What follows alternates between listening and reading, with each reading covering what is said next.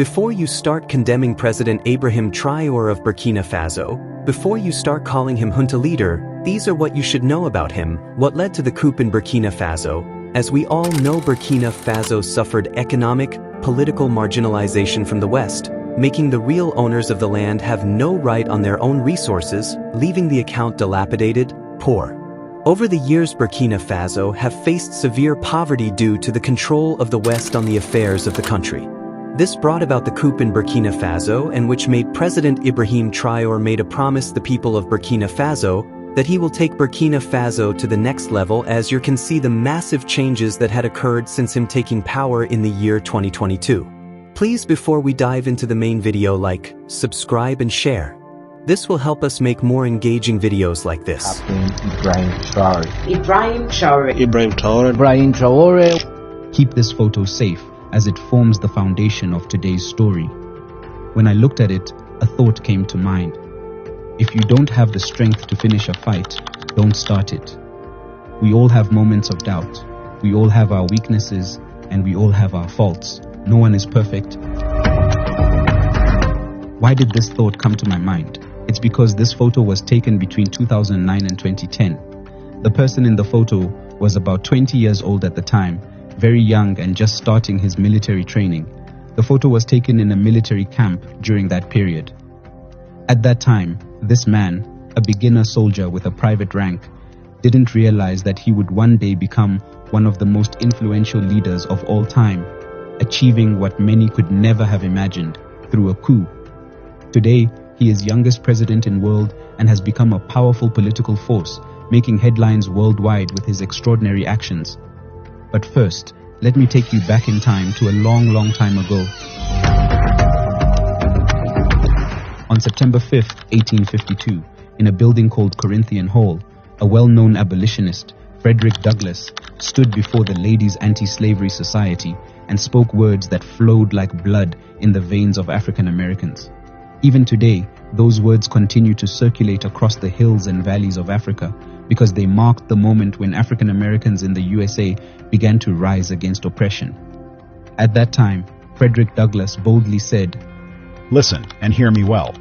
A slave who does not fight for his freedom, who refuses to rise against bondage, will remain a slave forever and does not merit concern."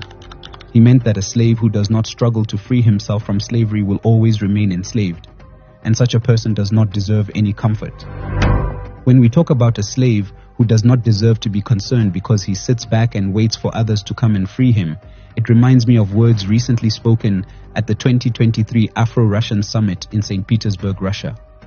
These words came from a young man, a former soldier, and now the father of 2 children, who has become a symbol of defiance against the European colonizers who continue to take advantage of Africa with their dishonest tactics. The person I am referring to is Captain Ibrahim Traoré, who was present at a conference with some of the world's greatest leaders, including President Vladimir Putin, who vowed to stop Washington's interference in the politics of other countries. Ibrahim Traoré said, "Not a single question that is being asked. We don't have an answer, and it turns out that here we can wash our linseed because we feel like a family. It feels like a family in the sense that Russia is also a family for Africa." He accurately quoted the words Frederick Douglass said in 1852, which means this young man thoroughly read books without skipping and understood what was hidden within them. Those from the West call him a military junta, but he says that this also speaks to him. As for others who have heard what he says, what he does, and his political struggles, they immediately accepted what Magdalena Villaba called metempsychosis in 1976. In this theory, this scholar boldly claimed that in this mindset, when a person dies, their soul leaves their body and wanders in the air until it enters another person who then acts and behaves as the previous person did. Those who observed this concluded, no doubt, when Thomas Isidore Noel Sankara, the hero and renowned figure from Burkina Faso, died tragically on October 15, 1987, his soul left Ouagadougou, where he died, and traveled past the Kokologo region, passing through the bowls of Koudougou and Dédougou. By the following year, 1988, it had settled in the commune of Bundukui, where Ibrahim Traoré was born that same year and grew up to resemble Thomassankara. The prophecies in the writings of Magdalena Villaba, Kurt Friedrich Gödel, and Arthur Schopenhauer which claimed souls would leave one person and enter another, were fulfilled in the land of Burkina Faso, known as the land of upright men, as the people of Burkina Faso proudly say in their praises and tributes to their hero, Thomassankara. Up until now, if you've been paying attention, the main story is about sharing some specific details about the world's youngest president. The president of Burkina Faso, Captain Ibrahim Traoré. I know you've heard a lot about him, but let me tell you something unique that you might not have known about this man who chose not to laugh, because there is nothing to laugh about in this world. Let's dive into the thoughts and ideologies of this bold man who swore to lead the country, wearing face masks like the ninja warriors from faraway lands such as Yamashiro, Iga, and Yamato. I'm sharing how this man, respected and revered in Africa, lives a humble life without the luxury cars that many other African presidents enjoy, while their citizens suffer from hunger and poverty in their countries. In the 2 years he has been in power, Traoré rejected the salary that presidents usually receive and chose to continue his salary as a military captain. Do you know why? Because he lives in a simple house, not a palace like others. You should also know about this man's survival of a sinister plot to overthrow him, a conspiracy funded with 5 billion CFA by some of his enemies. You should understand the depths of his life and how he has transformed his country, Burkina Faso, in just 2 years in power. At this point, one might wonder, who is Captain Ibrahim Traoré? Where did he come from to find himself in the highest seat of power in Burkina Faso?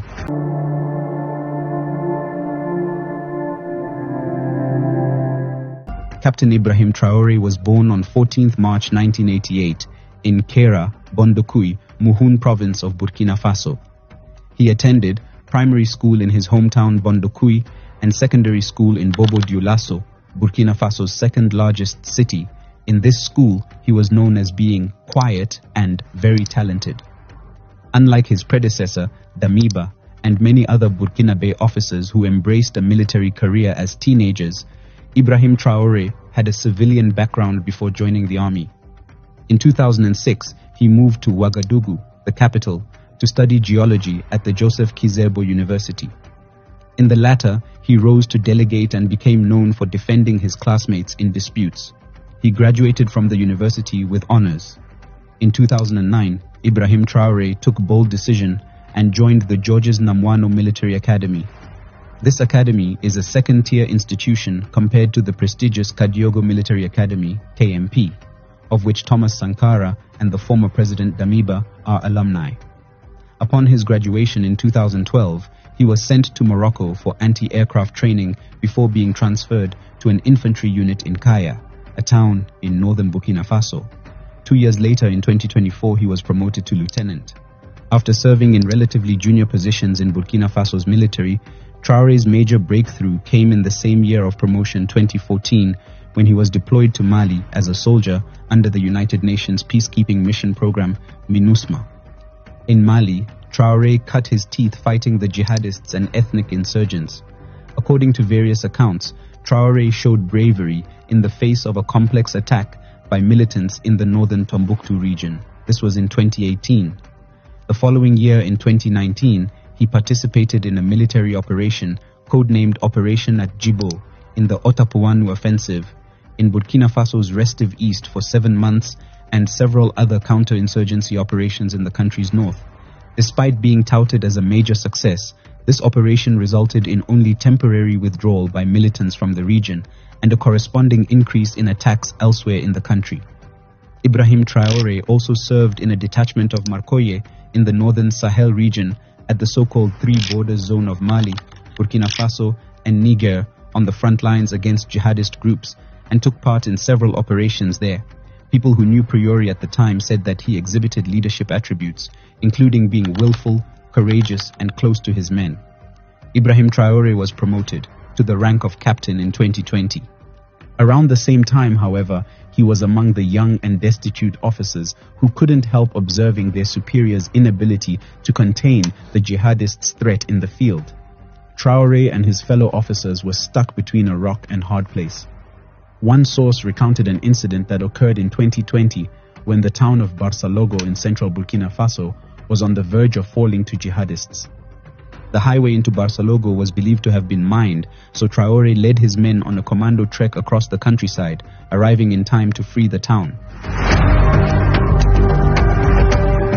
In Burkina Faso, the attacks by the jihadist groups include armed attacks, abductions, carjackings, improvised explosive devices, rocket attacks, and ambushes. The most affected regions in Burkina Faso are the Sahel, North, Central North, and the East. By late 2021, a humanitarian crisis was evident in many parts of Burkina Faso, and a quarter of the population faced food insecurity. By mid-September 2022, more than 3,000 people had been killed, a third more than in all of 2021. Overall, some 2 million people have been displaced in Burkina Faso. In January 2022, a military coup led by Lieutenant Colonel Paul-Henri Damiba overthrew the civilian government of President Roch-Marc Christian Kabore. President Kabore was elected in 2015 and re-elected in 2020 to replace President Michel Kafando, who led a transitional government following the 2014 popular revolution that ousted Blaise Compaoré. Blaise Compaoré ruled Burkina Faso for 27 years after taking power in the 1987 bloody coup that claimed the life of revolutionary leader Thomassankara. When Damiba took power, he cited President Kabore's inability to curb the Islamic insurgency plaguing Burkina Faso. Soon after taking power, Damiba instituted the Patriotic Movement for the Safeguard and Restoration, the MPSR, and vowed to reconquer the country by fighting the jihadist insurgents and helping the 2 million internally displaced people return to their homes. Captain Ibrahim Traoré became a member of the MPSR, as Damiba's junta chose to call itself. In March of 2022, Damiba promoted Ibrahim Traoré to become the head of artillery in the Kaya regiment in the center of the country, but it was a move that ironically would sow the seeds of Damiba's own downfall. Unfortunately, during President Damiba's short time in power, attacks by militant Islamists increased in Burkina Faso as they seized territory in rural areas and encircled cities. Under this new government, little improvement was seen by many members of the military. Those stationed in remote areas often did not receive their pay on time. Captain Ibrahim Traoré's regiment became a source of discontent, and Traoré himself, tasked by his colleagues with channeling their frustrations, made several trips to Ouagadougou to plead their case with President Damiba. As the months went by, discontent with President Damiba continued growing among the troops. The soldiers still faced the same logistical difficulties and were suffering heavy losses. This is while Lieutenant Colonel Damiba and his entourage of air-conditioned officers sitting in their comfortable, cool headquarters in the capital were accused of being out of touch with reality. Disillusionment at the response of Damiba's government turned into anger, which appears to have crystallized among the soldiers into resolve to seize power. Like the January push, the trigger was an attack on 26 September 2022 by jihadist forces on a 150-truck convoy loaded with food headed for Djibo, one of the main cities in the war-torn north. This city of 60,000 people had been under siege by terror groups for about 18 months. This attack on the convoy, which was claimed by an Al-Qaeda-linked group, killed 37 people, including 27 soldiers. In the army ranks, the frustration was clear, especially among the youngest members. This defeat of the army was pinned on Damiba. A week earlier, he had mobilized a 70-strong delegation to attend the United Nations summit in New York. There, President Damiba argued that his government was making some progress in the fight against terrorism, and he also asked for support from the international community. The trip to the United Nations summit was perceived at home in Burkina Faso as wasteful and in total disregard of the dire insecurity situation of the country. In the days that followed, Captain Ibrahim Traoré, on behalf of many aggrieved soldiers, went to Ouagadougou to speak with President Damiba. He asked for an audience with the presidents, but never received an answer.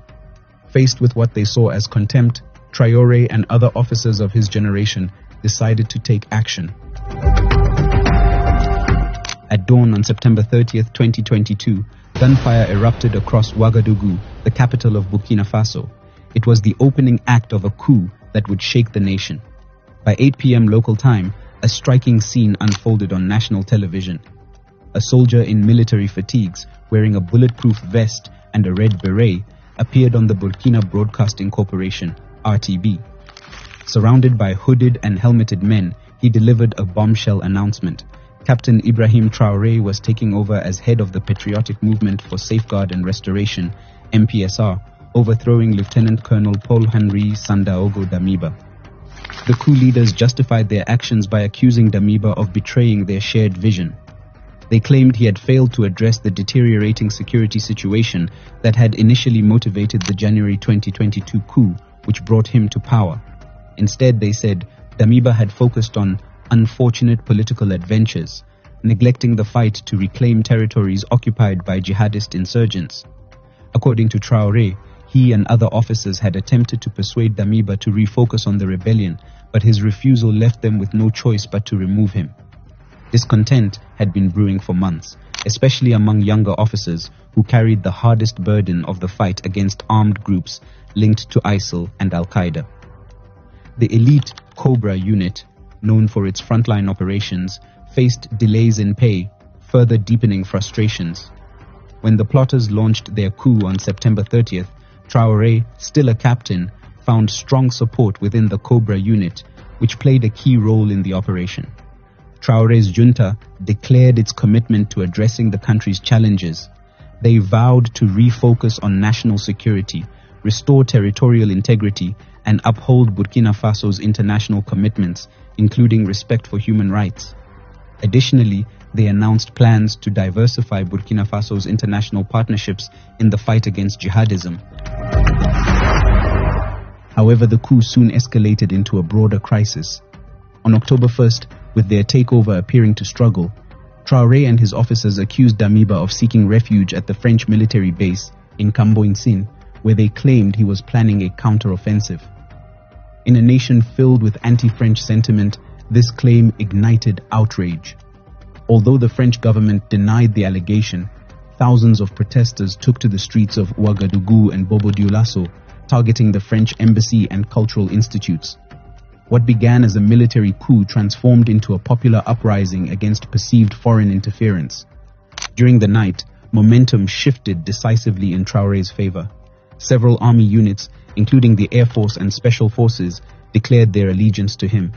By the next morning, Damiba was forced to resign. He reportedly agreed to step down on the condition that his safety and the safety of his allies were guaranteed. The whole world was astonished 6 days later when he came to swear in as the interim leader after he had relied on the strength of a hidden weapon. At that time, he arrived at the venue before the press and its writers, wearing military attire and walking with a step that made you remember his role was to engage in combat. What surprised those present was that he was wearing a face mask, as he didn't want those watching him to see his face, which could have scared some of them. Then, a document with 3 sentences in French was handed to him. With his hand raised, he said, I swear before the people of Burkina Faso and on my honor to preserve, respect, uphold and defend the Constitution, the Charter of Transition and the laws, to make every effort to guarantee justice to all inhabitants of Burkina Faso. At just 34 years old, Captain Ibrahim Traoré was installed as transitional president, becoming the world's youngest leader at the time. Thousands of Burkinabe citizens gathered in the capital to celebrate his ascension in what resembled a victory parade. Captain Ibrahim Traoré is so young that to match his age to Paul Biya, the 91-year-old president of Cameroon and Africa's oldest leader, you would need to double Traoré's age and then add 19 years. Captain Ibrahim Traoré remarked that he has no interest in the formalities of wearing political suits or engaging in political posturing. His focus is on reviving a nation that seemed to be falling apart. He declared that he is prepared to make any sacrifice to ensure his country can once again breathe the air of peace and freedom. No sacrifice will be too great to take this country out of the situation in which it finds itself.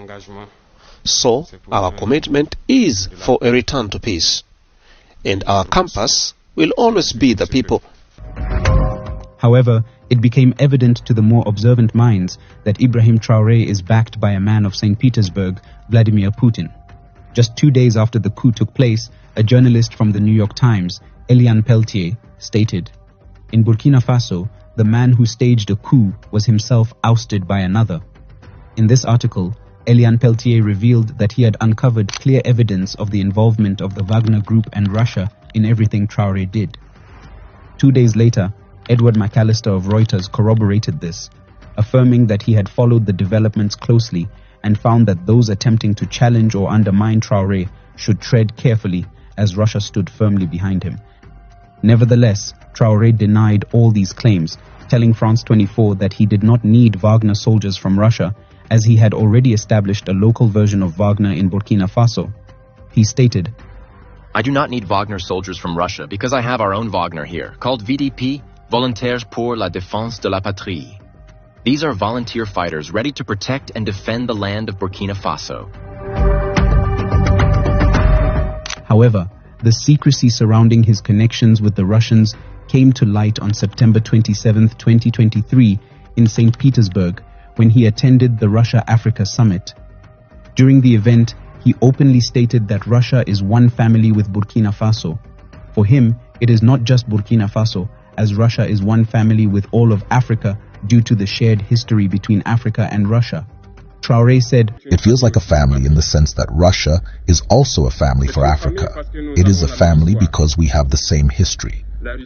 Russia made enormous sacrifices to liberate the world from Nazism during the Second World War. The people of Africa, our grandfathers, were also forcibly deported to help Europe get rid of Nazism. We share the same history in the sense that we are the forgotten peoples of the world, whether in the history books, in documentaries, or in film." Those who heard this said, "Now Traoré, we have proof. You can no longer deny your ties with the Russians, especially since you call them brothers, and openly declare without hesitation your support for working with them." Traoré initially promised to hold democratic elections by July 2024. However, on May 25, 2024, the junta announced an extension of its rule for another 5 years, with Traoré remaining in power. The decision sparked mixed reactions domestically and internationally, as many questioned whether it marked a retreat from the promised transition to civilian governance. Since Traoré's rise to power, relations with France, Burkina Faso's former colonial ruler, have remained tense. Demonstrations demanding an end to the French military presence reflect a broader sentiment across West Africa and the Sahel, where anti-French sentiment is growing. Traoré's leadership has also seen Burkina Faso strengthen ties with other global partners, signaling a shift in the nation's foreign policy. In January 2023, Burkina Faso gave France 1 month to withdraw its troops as it ended a military accord that allowed French troops to fight insurgents on its territory, citing a wish for Burkina Faso to defend itself.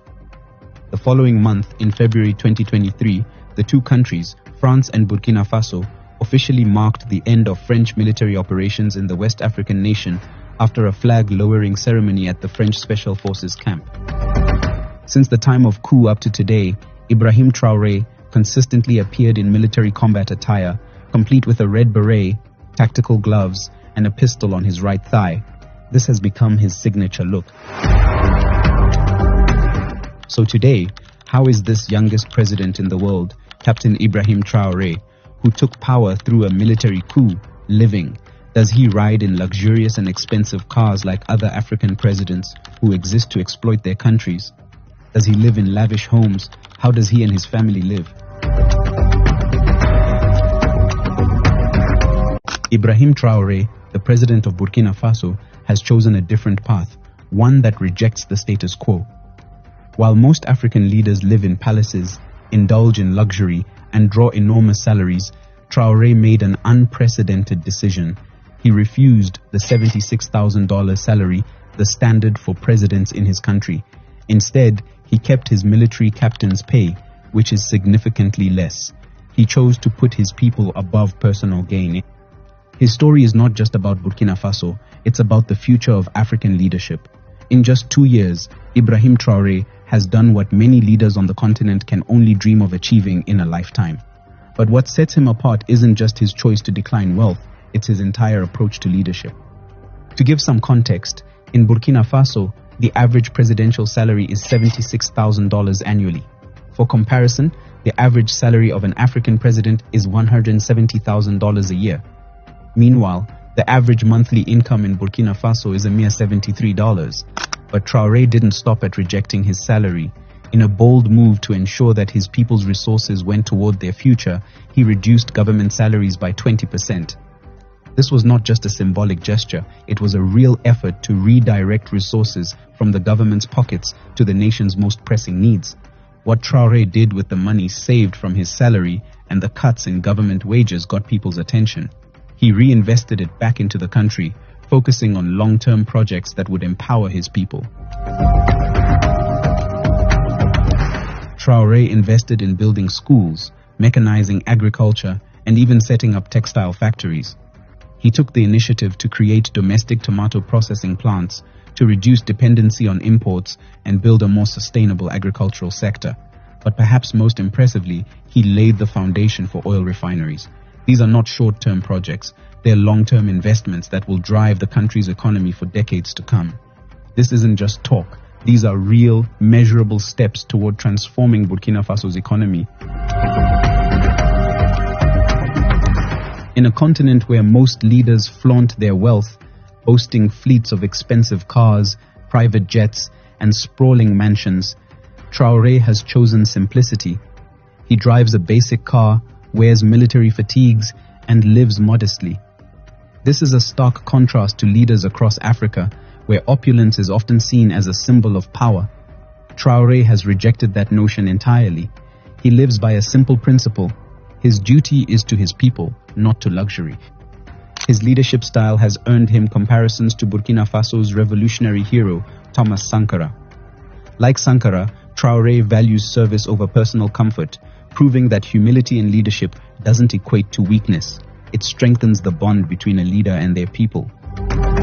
While many presidents would use their position for self-enrichment, Ibrahim Traoré has done the opposite. His focus has been entirely on service.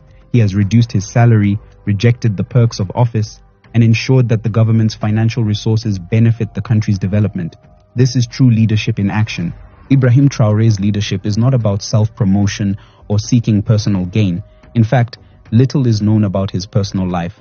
Unlike many African leaders who parade their families and relationships in the public eye, Traoré keeps his private life completely out of the spotlight.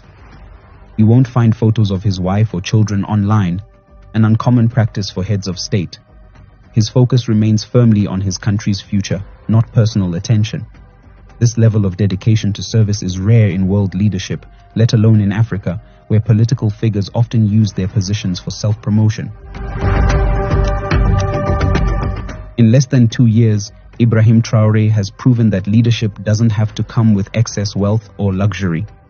His focus on humility, service, and prioritizing the welfare of his people has made him an exception in a continent where power is often synonymous with personal enrichment.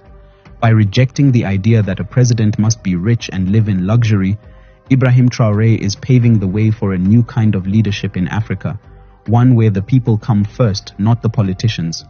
His actions have already made a significant impact on Burkina Faso, and if other leaders across Africa follow his example, the future of the continent could look very different.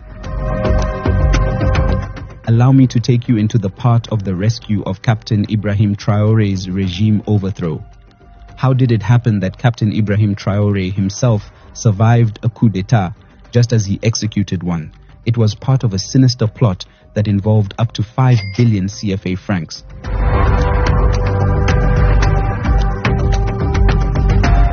Man offers Burkina Faso soldiers $8 million to overthrow government. The Burkinababe Defense and Security Forces have foiled an attempt to topple the military junta with an offer of $8.17 million. On November 8, 2024, Burkina Faso's president faced a life-threatening attack in the capital, Ouagadougou. A covert plot targeting the country's stability was foiled when the military uncovered a scheme involving a mysterious figure who entered Burkina Faso under the guise of a business trip. This individual brought with him 5 billion CFA francs, which were intended not for development but to bribe soldiers into destabilizing the country. The The money was meant to fund a coup and shift Burkina Faso's leadership. The suspect, linked to influential foreign interests, sought to exploit the country's weaknesses. Burkina Faso, abundant in natural resources such as gold and other minerals, holds a strategic position in West Africa. As the country had made strides towards stability, certain foreign powers viewed this as a threat. The plot was simple: bribe soldiers with large sums of money to secure their loyalty, igniting chaos that would shift power. However, the soldiers approached by the suspect were not easily convinced. These seasoned veterans had fought against insurgents and extremist groups. Their loyalty to Burkina Faso remained unshaken, and instead of rejecting the offer, they played along, reporting the suspect's moves to their superiors. Over weeks, they gathered critical information and were able to expose the full extent of the conspiracy. On the day of the planned exchange, a sting operation was set into motion. The suspect was apprehended at a warehouse, his suitcase filled with the cash meant for the coup. Hidden cameras and surveillance had recorded everything, providing undeniable evidence of the plot. The suspect's arrest revealed a far-reaching conspiracy, with connections to foreign operatives and mercenaries operating in the Sahel region. These operatives, funded by powerful foreign entities, were part of a broader strategy to destabilize Burkina Faso and other West African nations. The goal was to exploit the region's resources and weaken national sovereignty. This plot wasn't just about money. It was a power play against the self-sufficient Burkina Faso that had begun to reclaim control over its resources. Foreign interests had benefited from exploiting the region for years, and the rise of a stable, independent Burkina Faso threatened that dominance. The foiled conspiracy highlights the lengths foreign powers will go to maintain control over Africa's resources. It also signals the growing resistance of African nations, like Burkina Faso, against exploitation. The plot serves as a warning. Attempts to assert independence will not be tolerated. Beyond the coups and Traoré's personal life, what remarkable achievements can we attribute to Captain Ibrahim Traoré for his country since he seized power through military force 2 years ago? October 2025 marks 2 years since Captain Ibrahim Traoré assumed leadership of Burkina Faso. Rising from the October 2023 coup, Traoré has delivered over 80% of his promises, transforming the nation in ways that exceed expectations. His achievements span security, infrastructure, energy, healthcare, and economic independence, drawing global attention. The Faso Rail project is a cornerstone of this transformation, a nationwide railway network connecting provincial capitals. With 75% government ownership and 25% private investment, it includes a manufacturing plant in Bobo-Dioulasso, enabling local production of train wagons and rails. The project, costing 70 billion CFA francs, is set to be completed in 18 months, creating jobs and fostering trade. Traoré's administration has embraced nuclear energy through a partnership with Russia's Rosatom to build a nuclear power plant. This project focuses on clean energy, healthcare, and industrial development, reducing reliance on fossil fuels and expanding electricity access. In Koudougou, the pharmaceutical technopole is being built to produce medicines domestically, cut dependency on imports, and improve healthcare access. In the next 5 years, 70 billion CFA franc initiative will create jobs and promote local production. Efforts to increase the value of natural resources include setting up a gold refinery to process gold locally, building a tomato processing plant to reduce the need for imports, and promoting agricultural mechanization. This includes free tractor services, subsidized seeds, and fertilizers, which have boosted food security by over 50% in just 2 years. Faso Rapid Intervention Battalion kills 28 terrorists. During Operation Zero Terrorists in the Solenzo Pushes, the Defense and Security Forces, FDS, and Volunteers for the Defense of the Homeland, VDP, killed 29 terrorists in Montiancui village on January 2, 2025. Military reforms have reclaimed territories once lost to insurgents. Advanced weaponry and strategic alliances with Russia, Turkey, and China have strengthened the military. Key regions like Djibo have been liberated, reconnecting isolated areas and uniting the Sahel region against terrorism. French has been abolished as the official language, reflecting a commitment to Pan-African ideals. Civil servants' salaries have increased, and the Central Bank of Burkina Faso ensures financial independence from France. Renewable energy projects include the nation's largest hydroelectric dam, boosting electricity access, industry, and agriculture. Mobile health clinics now provide essential care to remote areas, addressing healthcare disparities. In just 2 years, Captain Ibrahim Traoré has reshaped Burkina Faso, building a nation defined by resilience, independence, and progress. Considering everything we know about Captain Ibrahim Traoré, what lessons can African leaders learn from him to improve the future of their countries? Do you believe Traoré has the potential to shape the history of his country and Africa as a whole? This is the end. Thanks for watching. I wish you better life, foods, and money. Stay in the Big Wins family.